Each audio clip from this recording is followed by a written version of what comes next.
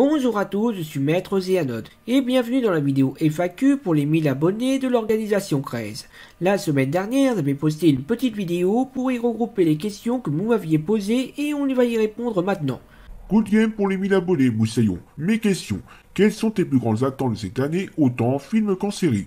Alors en film, j'attends surtout Buzz l'éclair et le nouveau film Dragon Ball. Et en série, Le Seigneur des Anneaux, les Anneaux de pouvoir d'Amazon, ou Sauf Dragon de HBO, et si elle sort en 2022, la saison 2 de Fondation. Penses-tu vraiment qu'une suite à Kingdom Hearts est en soi nécessaire? Ben oui, pour finir tout ce qu'on a démarré avec le Master of Master. Après, est-ce que tout ce bazar avec le Master of Master, les oracles, le sujet X et tout le reste était nécessaire? C'est une autre question. Mes questions.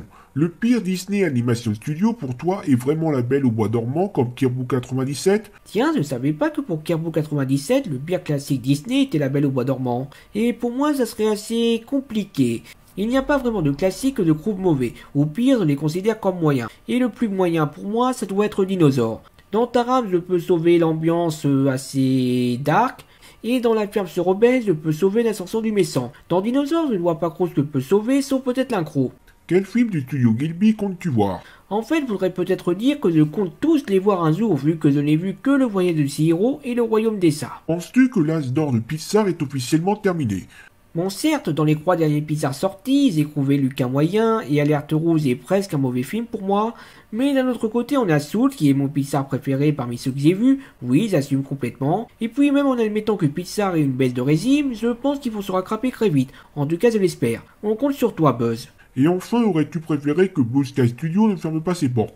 Oui, parce que c'est toujours utile d'avoir un studio de secours, et aussi parce que quitte à continuer à exploiter l'as de glace, autant laisser leurs créateurs se rassarder, non? Déjà, félicitations pour tes 1000 abonnés. Et voici mes questions. Connais-tu l'actrice qui est dans mon pseudo? Et si oui, où l'as-tu vue? Désolé, je la connais pas. Quel monde Disney verrais-tu bien dans Kingdom Hearts 4? Alors déjà, je pense qu'on aura mon Star Wars, certainement Andorre, je verrai bien les Avengers s'incruster, et côté classique, Merlin l'Enchanteur ou le livre de la Jungle, et dans les fantasmes, Taram et le second magique.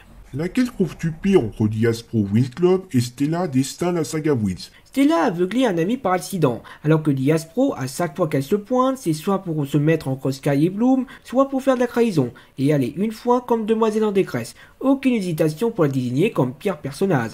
Après, en tant que méchante, elle fait un excellent job. Que penses-tu de la polémique Vogue concernant la série Seigneur des Anneaux d'Amazon Prime? Que j'en ai rien à cirer. Ce qui m'intéresse, c'est la qualité de la série, et à part s'ils font n'importe quoi comme dans Fondation, c'est pas là-dessus que je vais user les anneaux de pouvoir. Tu préfères Aïssa Layla version Winx Club ou Nesfit? Vu que je me rappelle à peine de sa version Nespi que celle de l'animé par défaut, où elle avait un peu de développement dans les saisons 2 et 3. Après, elle a plus rien du tout, mais c'est valable pour tout le casting. Et pour finir, quel est ton avis sur le film À la poursuite de demain? Aucun vu que je n'ai pas vu ce film. Tu penses quoi de la méta actuelle de la vie? La quoi? C'est quoi ton plat préféré? Les pâtes. Quel est ton avis sur Miraculous et Ladybug? Je vais me faire tuer par Kael, je vais me faire tuer par Kael. Donc Miraculous et Ladybug est pour moi un mélange intéressant entre Code Lyoko et Totally Spice, que je trouve un peu trop épisodique, même si le scénario se pousse un peu plus derrière moi, bien que je ne sois pas fan de toutes les directions prises. Coucou Chloé. Et j'aimerais aussi que ça se bouge un peu du côté de cela. Quelles sont les 3 scènes YouTube que tu recommanderais? Justement, puisqu'on parlait de Kael, je recommande sa scène, consacrée principalement à Code Lyoko et Miraculous et Ladybug. J'espère qu'il aura bientôt 6000 abonnés lui aussi. Sinon, je recommande Bataille de France pour l'analyse de grandes batailles qui ont marqué notre histoire, et Esprit critique pour une façon différente de voir la politique. Quelle est ta carte Yu-Gi-Oh préférée? Le dragon poussière d'étoiles, et globalement beaucoup de cartes synchro. Quel est ton avis sur les jeux As Made in Foot? Rien, je ne touche pas à ces deux-là. Tu penses quoi de l'épisode Code Lyoko Marabunta? Pourquoi cet épisode en particulier? Enfin, ok, Jérémy a fait une grosse boulette, mais tout le monde fait des erreurs dans la vie. Ensuite, j'aime bien la référence aux fourmis, l'alliance temporaire avec Zana, William qui rappelle à Ulrich qu'il sera vraiment un problème s'il ne parle pas à Yumi.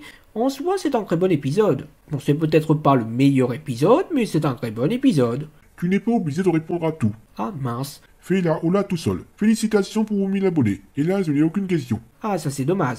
Voilà, c'était la FAQ des 1000 abonnés. Je pense qu'on en refera une un jour, mais pas avant les 20 000. C'est déjà réfléchi à ce que je ferai pour les 2000, 5000 et 10 000. C'était Maître Zéanode. N'oubliez pas de Kingdom Hearts Feel.